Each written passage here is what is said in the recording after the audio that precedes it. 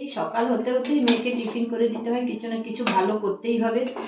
কি করব ভেবে পাই না। জানো তো বন্ধুরা, মেয়েকে ডেলি কিছু না কিছু ভালো করতে হবে, নাহলে ওর ভালো লাগে না। তাই আজকে ভাবলাম চাউই করে দিই।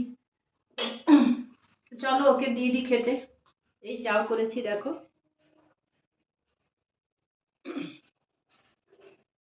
কই মা দাও। হ্যাঁ দিচ্ছি দিচ্ছি দিচ্ছি, এ নাও এ নাও এ নাও, চলে এসছি চলে এসছি, এ নাও।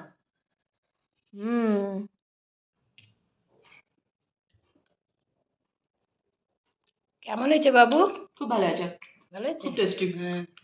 একটু বলতে হয় না, খুব খুশি হয় যে না ভালো হয়েছে রান্নাটা।